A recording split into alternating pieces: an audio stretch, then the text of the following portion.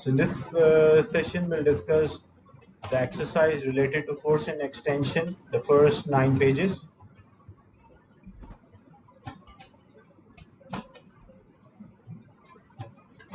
The diagram 1 shows a beam balance.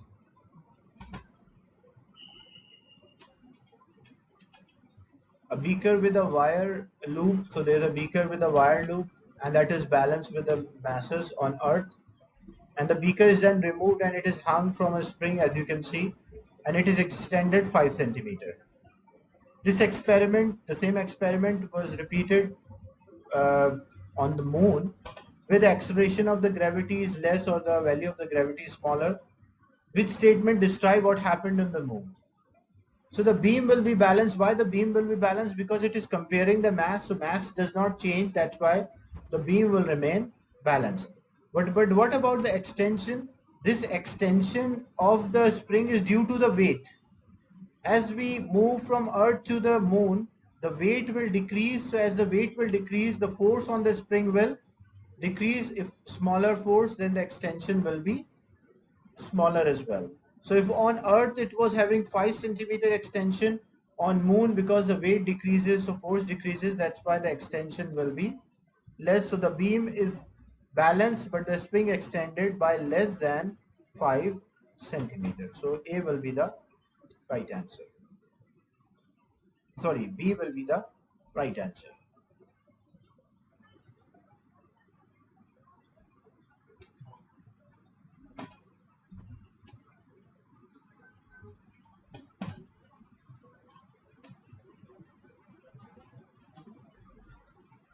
So in the question they mentioned the diagram shows a beam balance. A beaker with a wire loop, so a beaker is placed which is having a wire loop, balances the standard masses, balances with a standard mass. Like example, if this is 3 gram, for example 3 kg, this will also be 3 kg. And what about the extension? The extension is caused by the weight. So what is the weight here? Weight is equals to mg.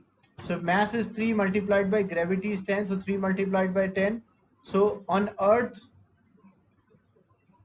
a 30 Newton force is there on the spring.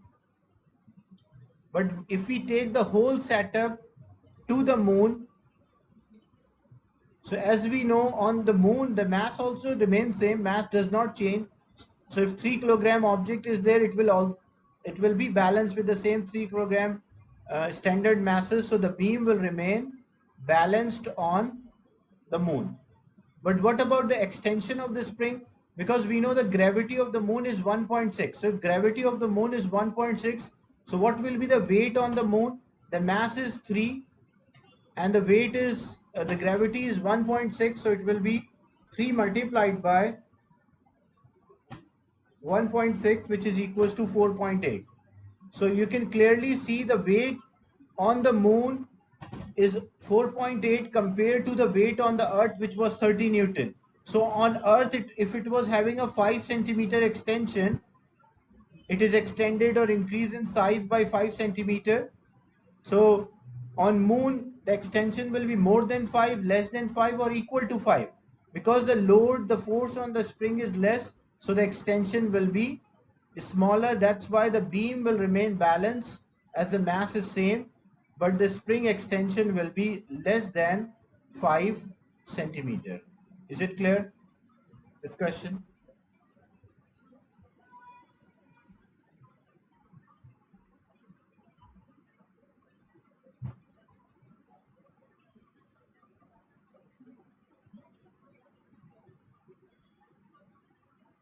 Next is question 2.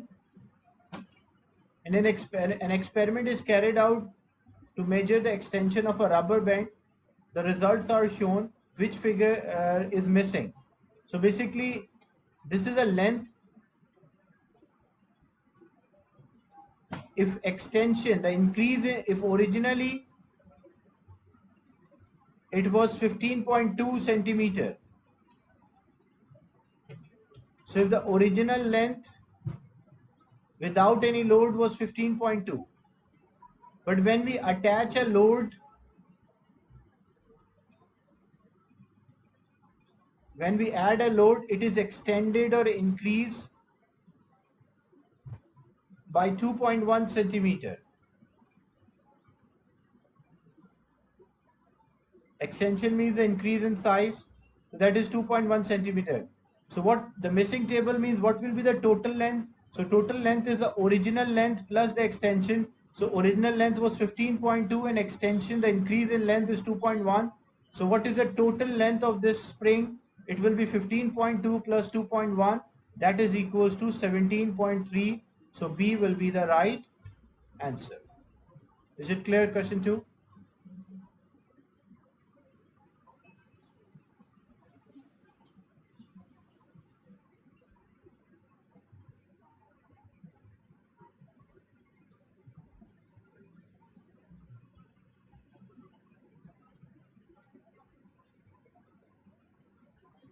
Why we add them? As you can see, if you read the question, if we did not attach any load, if there is no load, what is the length? 15.2. So the length is 15.2 when there is no load attached.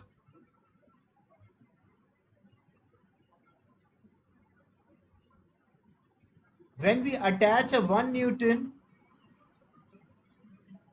the extension is 1 centimeter. So if we attach a load of 1 Newton, the extension means increase in the length. So how much is the increase in length? That is 1 centimeter. So what will be the total length? So the total length will be 15.2 plus 1, that is 16.2. Then we add another load. A load of 2 Newton is added, and that caused the extension to be 2.1. The increase in the length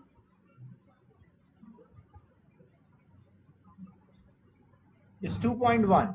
So the question is, what is the total length? So if increase in length is 2.1 and originally it is 15.2, so 2.1 plus 15.2, that is why it is 17.3. So all the values here, 15.2 plus 3.1, you will get 18.6. So all the values which are shown here is by adding the original length with the extension to know the new length. So student adds a weight to an elastic cord. He measured the length of a cord and he plots the result. So in one of the axes he is having a weight or a load or the force. So the other axis, what we should have, we have extension. Extension means increase in length. And how we can calculate extension? Extension means when it is nothing is attached, that is called the original length.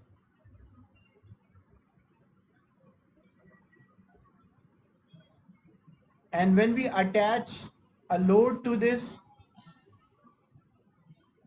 when we attach any load and measure the total length, that is called the measured length.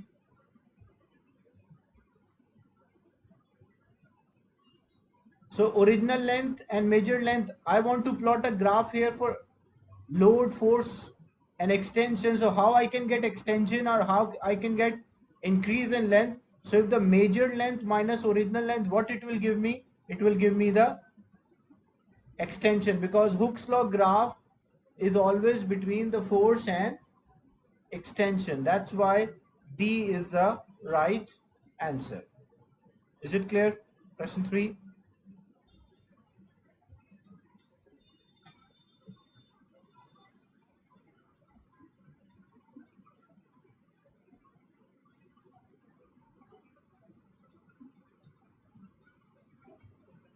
The spring is suspended from a stand and loads are added. So when we add the load, because when we attach a load or add a load, the extension, the increase in length will also, or change in length will also increase. This is wrong because it shows when we are adding a load, extension is decreasing. This is also wrong. When we are adding a load, extension is same. Why this one is wrong as well? because it should start from origin. What does it mean? Like if there is nothing is attached, the spring is not extended. So what is the extension when there is no load? So when there is no load with the spring, the extension should be 0. So the graph should start when load is 0, extension should also be 0. That's why D is the right answer. The extension is the meaning when we attach a load and the increase in the length or change in length, the difference in the two lengths is called extension. When a spring is stretched by a hanging a piece of metal from it, what is the name given to a force? So what is the force here? The weight of the metal is acting downward, and that weight is responsible for the force on spring. That's why D is the right answer. So greater the force or greater the weight of the metal, greater the extension or change in length for the spring. The student carries out experiment to plot an extension and load graph. The diagram shows a apparatus. What is the extension? So what is the meaning of extension? When nothing is attached, we call that as the original length. When we attach a load, we call that as a measured length. So how to get the extension?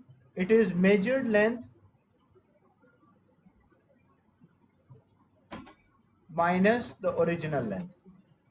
So measured minus original, measured length is y and original is x, so it will be y minus x, so D will be the right answer.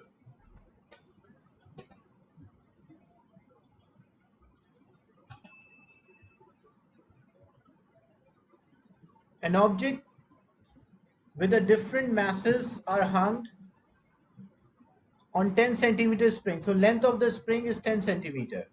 The diagram shows how much the spring stretches. The extension of a spring is directly proportional to the mass hung. So means greater the mass or when two quantities are directly proportional, we can simply take a ratio of that.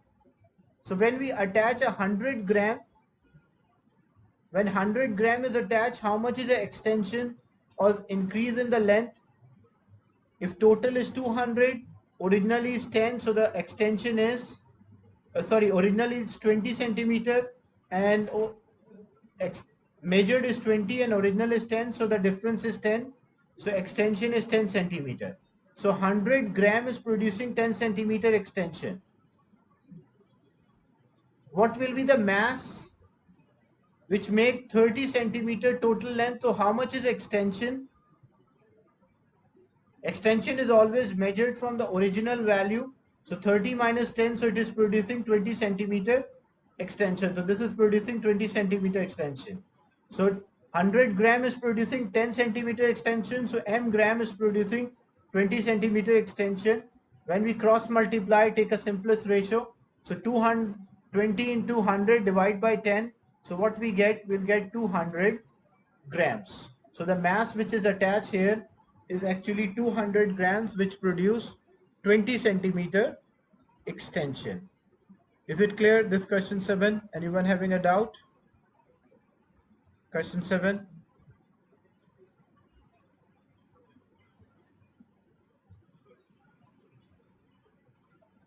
If you have any doubt or a question, how it is 200? As you can see, they mention extension is directly proportional to the mass. So it means if you increase the mass, the extension will also increase. What is the mass here? What is the mass here? Mass is 100 gram. 100 gram, how much extension it produce? So it will be 20 minus 10. So 100 gram is producing 10 centimeter extension. If we have a mass m, which is making a total length 30, but what is the extension? Originally it is 10 and now it is 30, so extension is 20. So extension will be 20. Now we cross multiply. M will be multiplied by 10, so it will be 10m. and 20 is multiplied with 100, so it will be 20 multiplied by 100, which is 2000. So it will be 10 is multiplied, other side it will divide, so m is equals to 20 multiplied by 100 divided by 10. So when you simplify, you will get 200, or C as the right answer. As I mentioned, that mass and extension are directly proportional. If you increase the mass, the extension will also increase. So this 20 is the extension, increase in the length. Is it clear?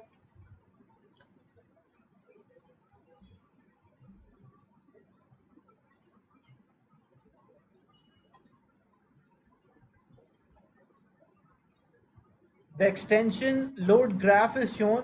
The unloaded length is 5 centimeters. So when the spring does not have any load, the original length of the spring is 15 centimeter. When an object of unknown weight is hung on the spring, the length of the spring is 16.4. So when we attach a load, an unload load, we don't know, the length of the spring is 16.4.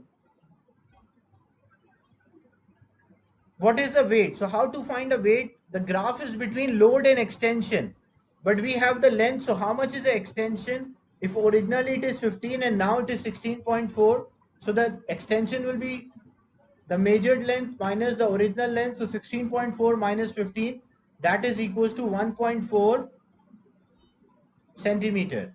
So extension is 1.4 centimeter. Now we have to use a graph to identify the load when the extension is 1.4. So extension here is 1.1, 1.2, 1.3 and 1.4. So when the extension is 1.4, we will draw a line on the graph to know what is the load. So it is between 3 and 4, so actually it is 3.5. So when the extension is 1.4, the load is attached is 3.5. That is why C is the right answer. Is it clear?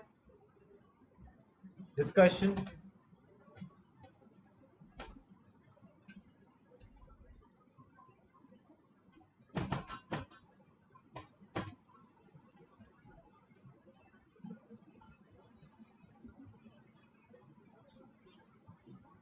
Then the structure question, state Hooke's law. What Hooke's law state? It state that for extension is directly proportional to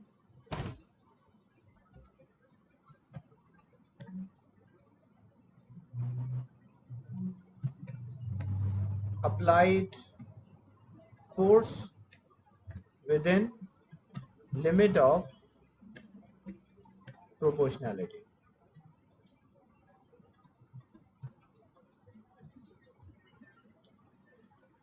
So until the limit of proportionality, extension and load are directly proportional to each other.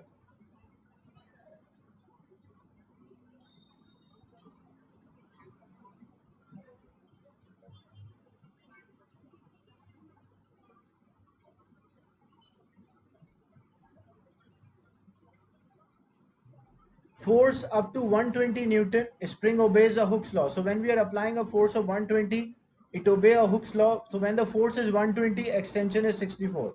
So each box is representing 5. So 110, 120. So this is 120. And each box is representing 2. So 62, 64. So when they are directly proportional, when two quantities are directly proportional, the graph between them will be a straight line starting from origin. So what will be the shape of the graph? As it is obeying a Hooke's law, so it will be a straight line from the origin. Calculate the spring constant K. So how to calculate the K? The value of K is force divided by extension. So I can take any force within this region. If I take the maximum force, which is 120 and extension is 64, so 120 divided by 64, that is equals to 1.875. The unit of force is Newton. but unit of extension is millimeter, so it is Newton per millimeter. So unit is always important. If the extension was in centimeter, then the unit will be Newton per centimeter. If extension is meter, Newton per meter.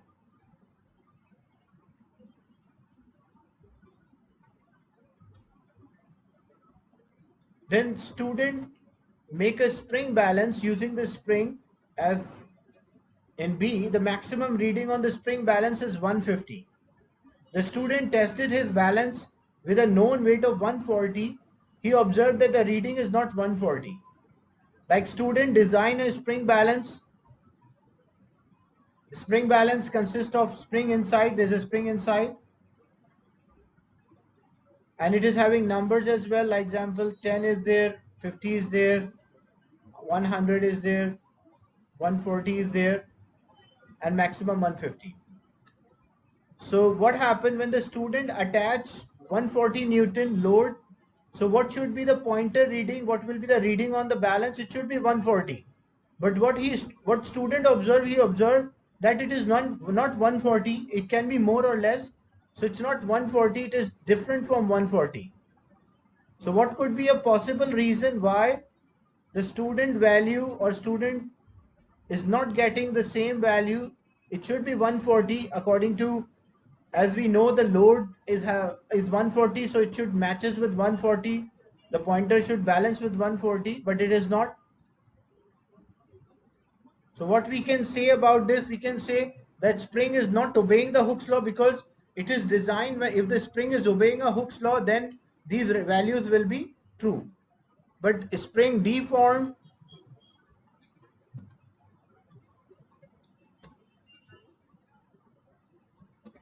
does not follow the Hooke's law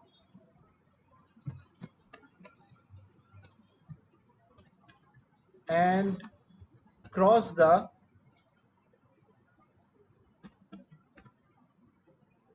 elastic limit. Elastic limit means that the spring will not return back to the same original length, shape, or size. Is it clear, the part C? Why when the student is testing his balance, he is not getting the same result because the spring which he is using in his balance might deform. That's why he's not getting the same result. Abdullah Khan, Afreen, Heather, any doubt? Is it clear? Yes, you can say it crosses the elastic limit, but one mark because it's of 2 marks. So if you only mention it crosses the elastic limit, you will get 1. Does not follow the Hooke's law or mentioning that it deformed, that will give you the second mark.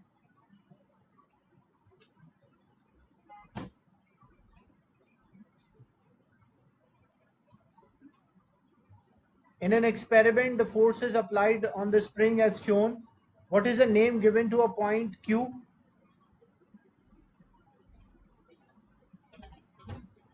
Hooke's law means that when you increase the force, extension will also increase.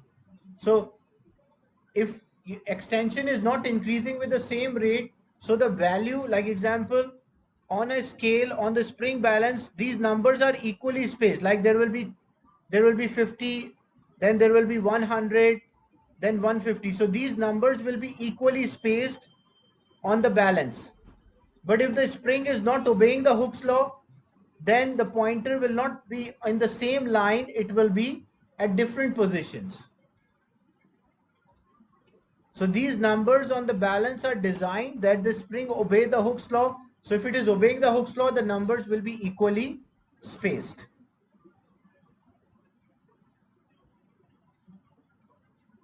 So what is the name given to the point Q marked? So what we call this point Q, the last point where the line is straight and it is obeying the Hooke's law, we call that as limit of proportionality.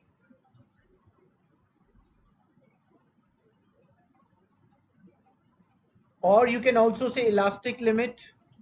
So limit of proportionality, or you can also say allowed elastic limit, but limit of proportionality is more appropriate. For the part OP, the spring obey the Hooke's law. What does it mean? So from O to P, the spring is obeying, actually it is O to Q, it is obeying a Hooke's law because it's a straight line, but they're only asking for O to P, we are saying it's obey a Hooke's law. So what does it mean to obey a Hooke's law? It means that the force and extension are directly proportional. What does it mean? If we are increasing the force, extension will also increase with the same rate. If force is doubled, extension will be double. If force is 5 times, extension will also be 5 times.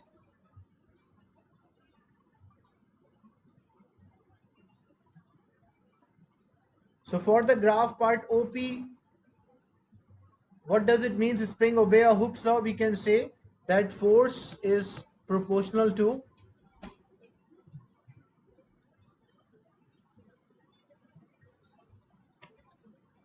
extension, or extension is proportional to applied force. The spring is stretched until the force and extension shown by point R on the graph. Compare how the spring stretches for part OQ and QR. So from O to Q, it was obeying a Hooke's law. Like obeying Hooke's law means force is proportional to extension. But from Q to R, it is a curve. We are increasing the force, but extension is not increasing with the same rate. It is having a different rate of increasing. So it does not follow the Hooke's law. So when you mention compare from O to Q with Q to R, so you'll mention from O to Q it obey the Hooke's law, and from Q to R it does not obey the Hooke's law. Then from O to P, we have to find the value of the K. How we can work out the value of the K? So you can take any force. It's not necessary you take the last point. You can take any force in the straight line. If I take this point, so I should know the force and extension. Or I can take any force. I can take point P. So force here is 8.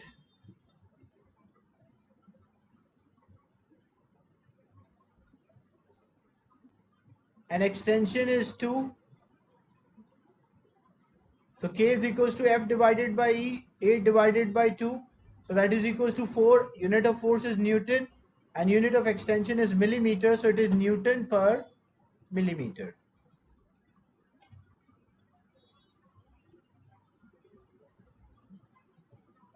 Then the last question, state the Hooke's law. So what Hooke's law state? It states force and extension are directly proportional. So extension is proportional to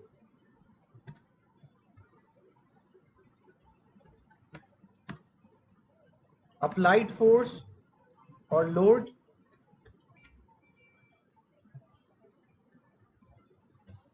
within limit of proportionality, or I can write within limits.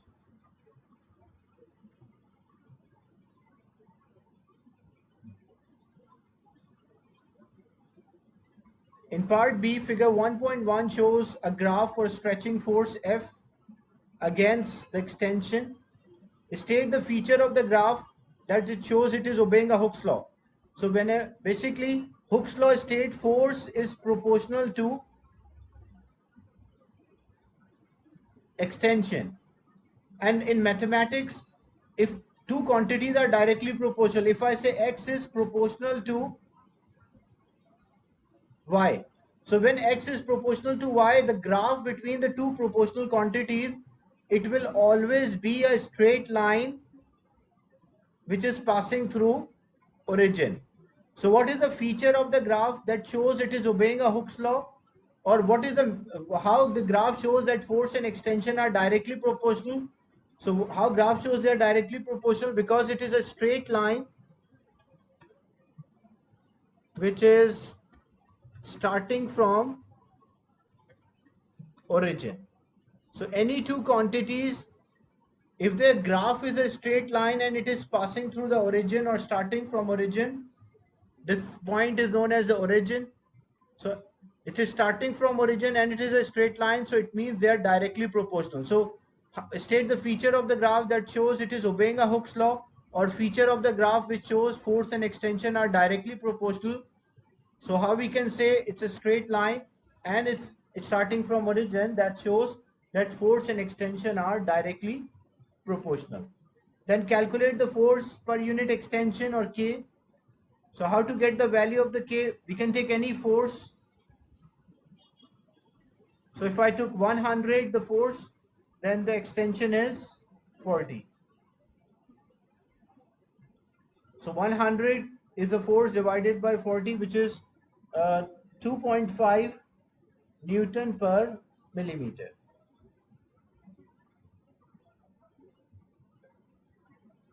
Then the limit of proportionality has reached when it is 50 millimeter extension. Continue. So when it reached 50 millimeter,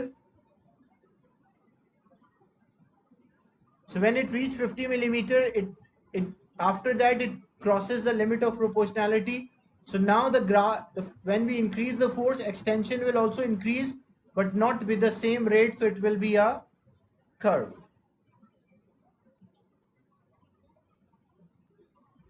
And the last point, another spring which is having a smaller value of a K. A smaller value of a K means it is easy to stretch and it follow the Hooke's law till 80 millimeter. So till 80 millimeter, it should be a straight line, but with a smaller value of a K. So small force can produce an extension.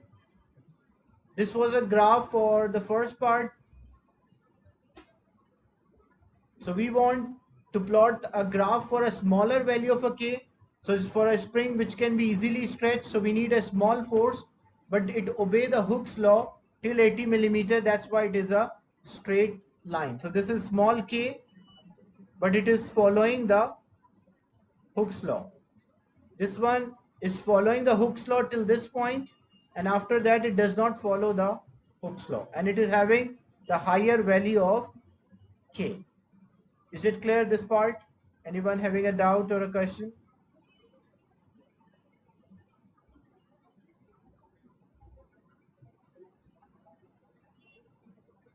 So this was a weekly homework exercise related to force and extension. So I'll end the session and share this with you.